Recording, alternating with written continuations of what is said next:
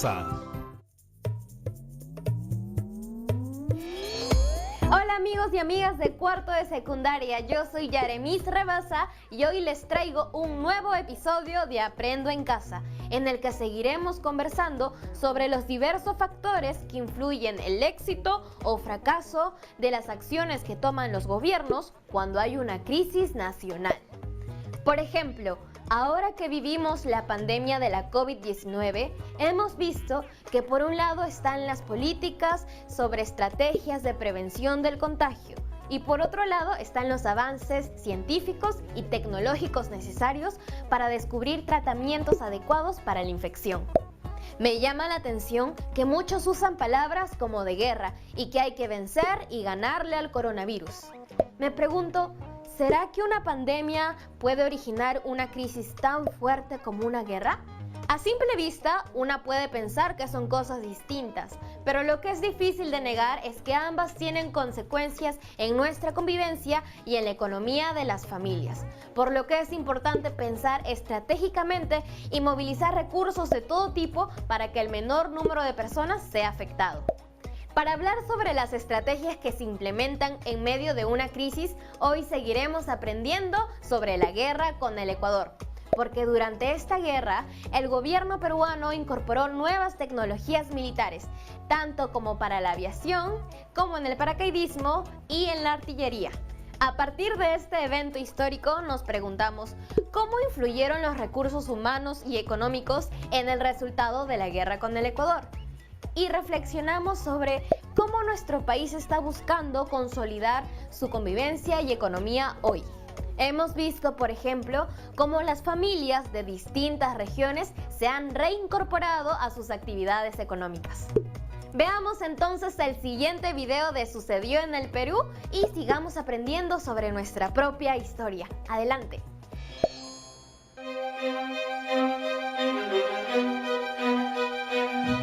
El teatro de operaciones es un lugar muy complicado, altas temperaturas, caminos pues intransitables, ¿no? Por las lluvias, por efecto de las lluvias se aniegan, ¿no? Se vuelven lodazales, la vegetación impide pues el desplazamiento de la infantería.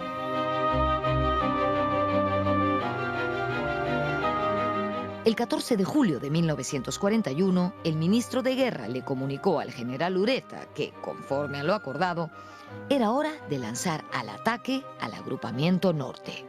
Así fue como el conflicto se convirtió en un conflicto armado abierto, tomando parte activa en él las tres Fuerzas Armadas, Aviación, Marina y Ejército, además de las fuerzas policiales.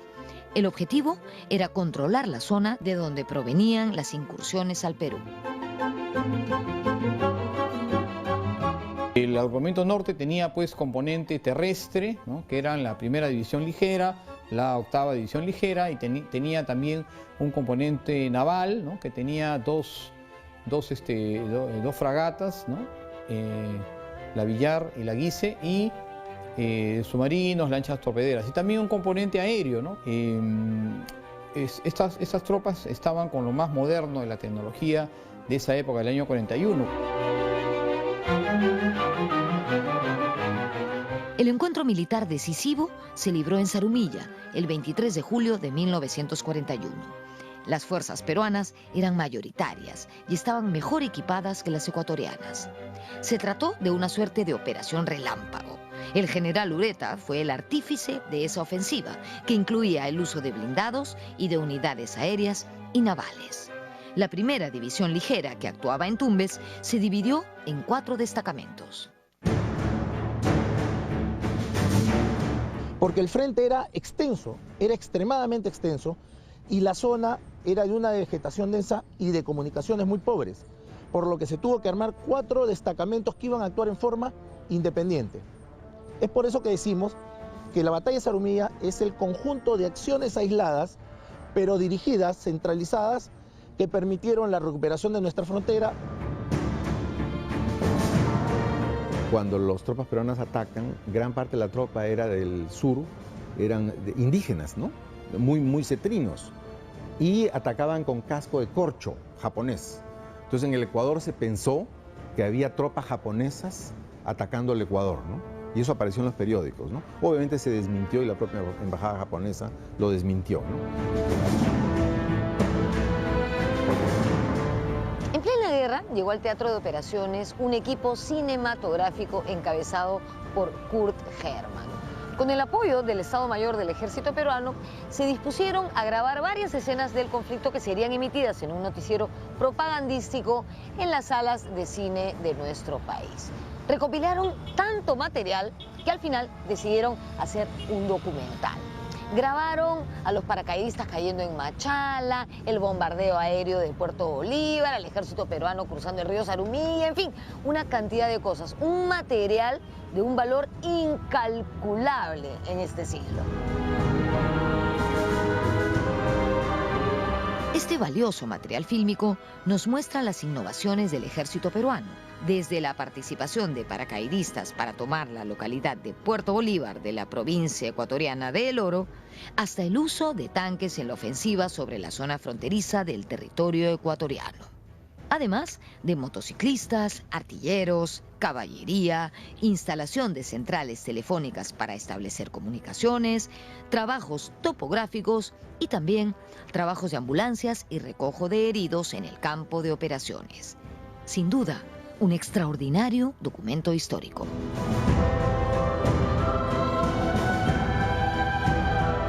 La campaña de 1941 tiene muchas innovaciones.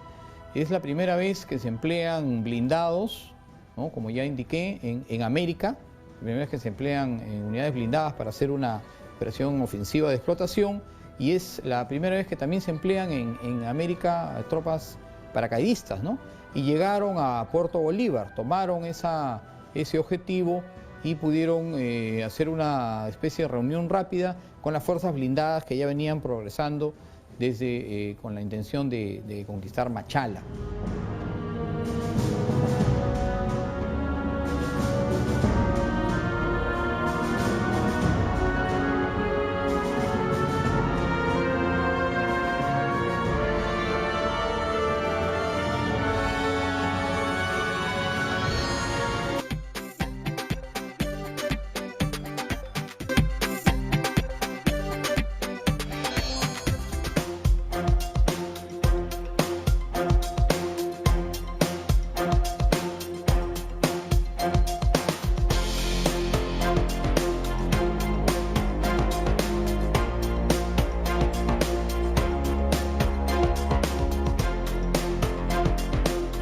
Estamos en el Óvalo Quiñones y aquí encontramos uno de los muchos monumentos que existen en nuestro país en homenaje al héroe máximo de la Fuerza Aérea, el teniente José Abelardo Quiñones.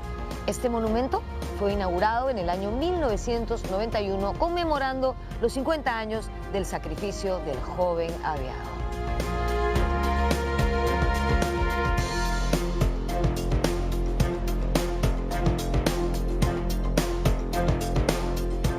El acto heroico de Quiñones tuvo lugar el 23 de julio de 1941. Él formaba parte de la escuadrilla 41 de caza y a bordo de su avión se dirigió a atacar el puesto militar de Quebrada Seca, un puesto importante de los ecuatorianos. Resulta que llegando allí hizo un descenso para lanzar sus proyectiles, pero su avión fue impactado por la artillería enemiga y entonces comenzó a caerse. Quiñones, lejos de abandonarlo saltando en paracaídas, decidió estrellar su avión contra el puesto militar. Esa acción lo convirtió en el héroe que hoy honramos.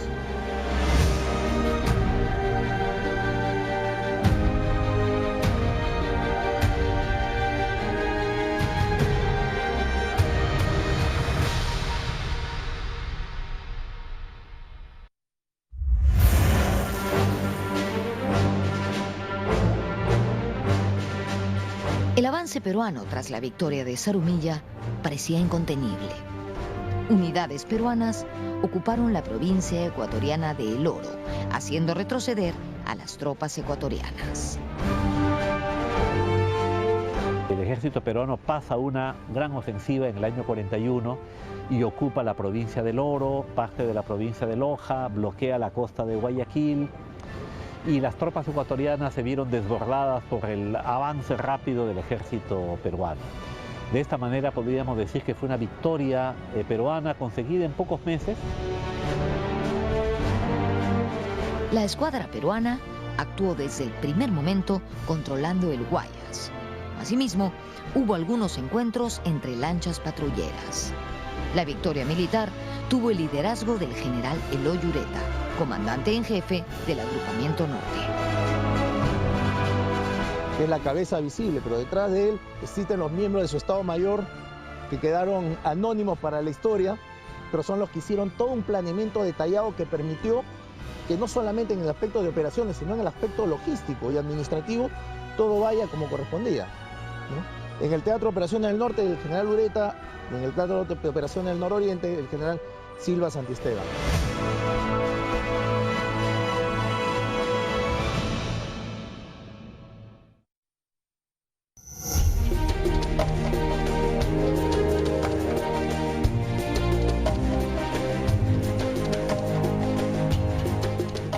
En el conflicto de 1941 destacaron varios personajes militares. Sin duda, uno de ellos fue el general Eloy Ureta.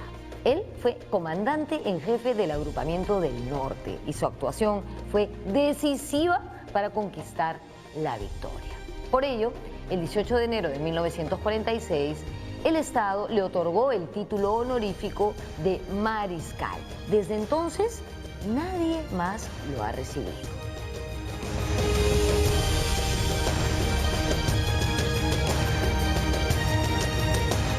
Este conflicto militar culminó en una victoria definitiva de las armas peruanas, que ocupó territorio enemigo no con la intención de quedarse con él, sino con la intención de asegurarse una negociación adecuada y justa que se ciña a los fundamentos históricos que tenía y jurídicos que tenía el Perú para argumentar que sus territorios, tanto de Tumbes, de Jaén y de Maynas, nos pertenecían por derecho.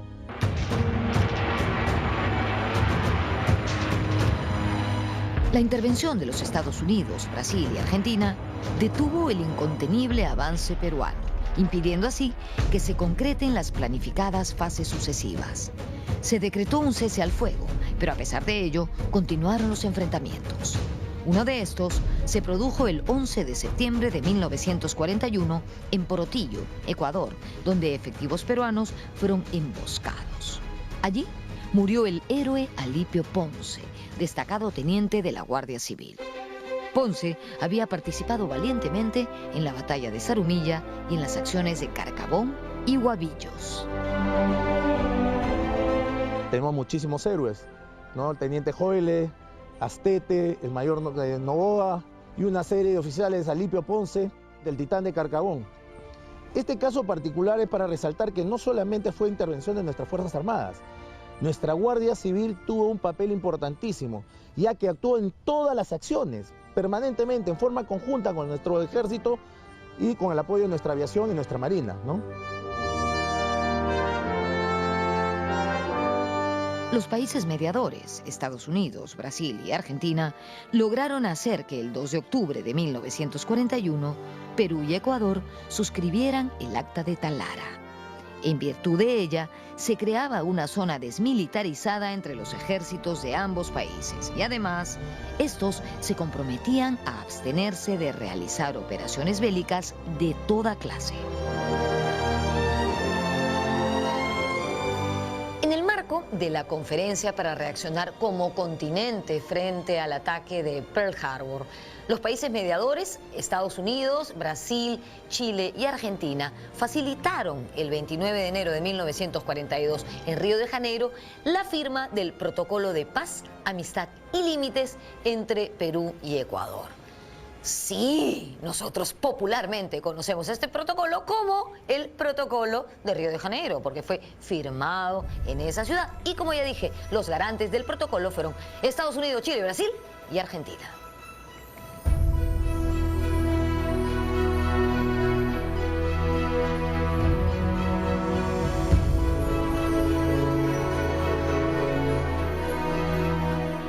Días después de haberse suscrito el protocolo de Río de Janeiro, el Perú se retiró detrás de la línea acordada en el referido documento, y entregó al Ecuador las zonas que ocupaba. Las autoridades civiles ecuatorianas ejercerían jurisdicción en las zonas que habían quedado desocupadas y desmilitarizadas en su territorio hasta que se diera la demarcación final.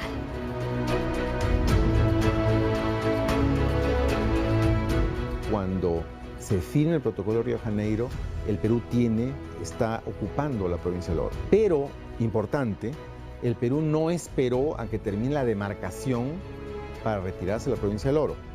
Se retiró antes, ¿no? Es un tema un poco polémico, pero quiero subrayarlo con el propósito de destacar la buena fe peruana de retirarse de un territorio ocupado, porque el Perú no quería apoderarse de ningún territorio, simplemente quería garantizar los territorios donde había población peruana. Estados Unidos interviene para actuar como árbitro y propone entonces unas conversaciones de paz que se van a realizar en Río de Janeiro, en la cual se consigue algo así como la delimitación definitiva de la frontera, que respecto del statu quo de 1936 significa una pequeña ganancia para el Perú. No es la pretensión máxima peruana, que era ocupar toda la Amazonía casi hasta las goteras de Quito, pero se logran ganar algunos territorios.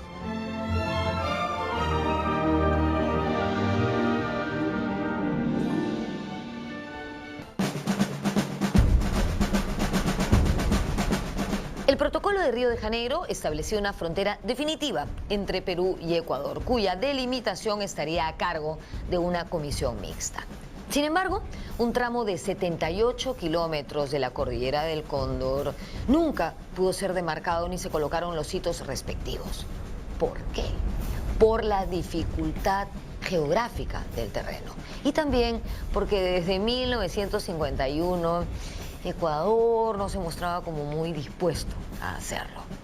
Ante esta situación, años después, Ecuador volvería a presentar reclamos al Perú y renacerían las tensiones.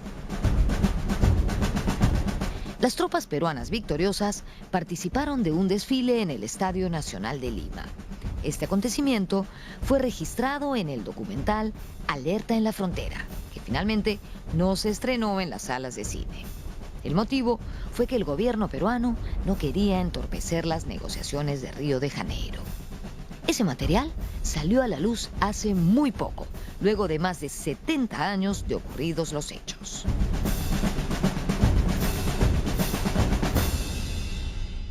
La guerra creo que fue importante para el Perú desde varios ángulos. Por un lado, consolidó al gobierno de Prado.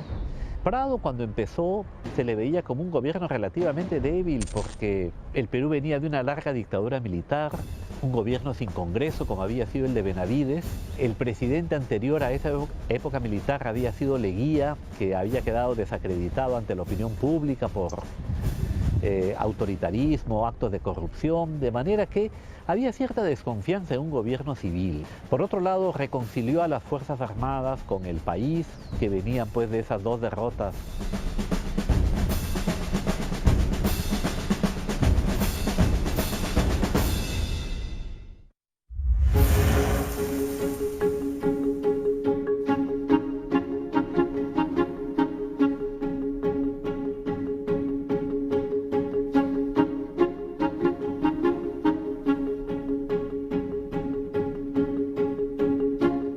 En 1945 fue inaugurado este conjunto escultórico en homenaje a los caídos del 41, que, como les dije al inicio del programa, está en el campo de Marte. Fue obra del artista peruano Artemio Ocaña. Es un monumento con muchísima información. Hay varias figuras, varias esculturas, varias imágenes. Por ejemplo, arriba tenemos 3 imágenes que representan a las provincias de Tumbes, Jaén y Maynas, las mismas que Ecuador pretendía. También hay representaciones de la justicia, de la patria, del derecho y de la confraternidad americana como símbolo de paz entre las naciones. De verdad, les recomiendo que se den una vueltita por el campo de Marte para visitarlo.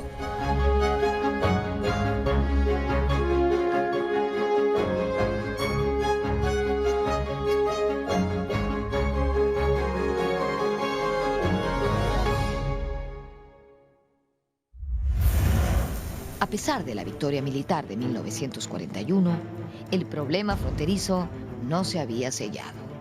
En 1960, el gobierno ecuatoriano decretó la inejecutabilidad del Protocolo de Río. La estrategia ecuatoriana consistió en señalar que había un accidente geográfico que no había sido considerado durante las negociaciones del Protocolo Río de Janeiro, que era el río Cenepa. Ellos decían que el río Cenepa creaba 2 divorcios de agua en una zona donde se consideraba que había solamente un divorcio de agua, ¿no? Y que supuestamente eso invalidaba todo el proceso. Es un argumento un poco, digamos, bastante, digamos, poco consistente, y de hecho los garantes del Protocolo de Río de Janeiro en la década del 60 no aceptaron esta posición. Como todos sabemos, las tensiones entre Perú y Ecuador continuaron. Y así se dio el llamado conflicto del Falso Paquicha en 1981 y en 1995 el llamado conflicto del Cenepa. Este último abrió un periodo de conversaciones entre Perú y Ecuador para terminar con los impases demarcatorios. Estos se resolvieron gracias a las opiniones técnico-jurídicas de los países garantes que fueron solicitadas por Perú y Ecuador. ¿Se acuerdan, no? ¿Cuáles eran los países garantes? Bueno, si no se acuerdan igual, lo repito por si acaso. Estados Unidos, Brasil, Chile y Argentina. Finalmente, el 26 de octubre de 1998 se suscribió el Acta de Brasilia, que fue firmada por los presidentes Alberto Fujimori, del Perú, y Yamil Mahuad, del Ecuador. En mayo de 1999 se puso el último hito de la frontera, por fin cerrando el conflicto que habíamos tenido con Ecuador durante tantos años.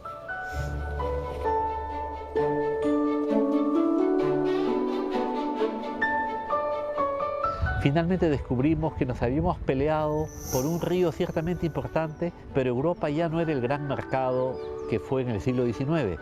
A partir de finales del siglo XX, la cuenca del Pacífico ha pasado a ser la cuenca importante del comercio mundial, o por lo menos tan importante como la europea, ¿no? Tenemos obviamente el mercado de Estados Unidos, pero la China, el Japón, Indonesia, han pasado a ser mercados muy importantes.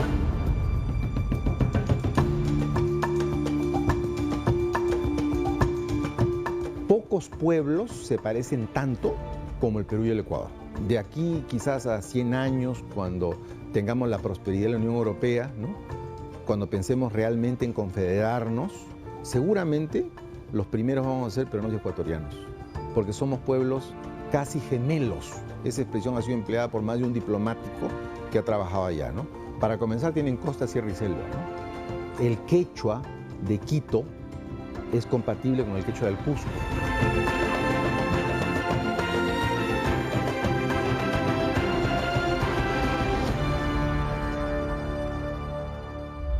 Somos 2 pueblos hermanos que hoy día vamos hacia el futuro, mirando el futuro de un desarrollo conjunto, ¿no?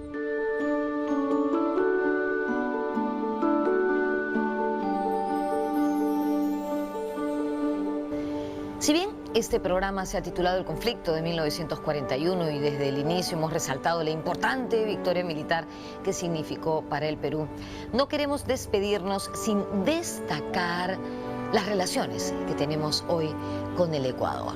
Hoy, con el Ecuador, tenemos acuerdos comunes, gabinetes binacionales y nos relacionamos de una forma que podría servir como modelo para nuestras relaciones con el resto de países limítrofes. Yo, como ustedes, imagino, sueño con un mundo sin guerras, un mundo donde no sea necesario matar a nadie para resolver un conflicto.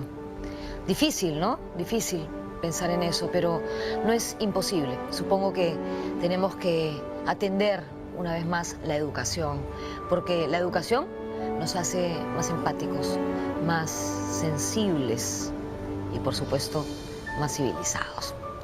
Nos vemos en la próxima. Y estamos de vuelta. ¿Qué les ha parecido toda esta nueva información?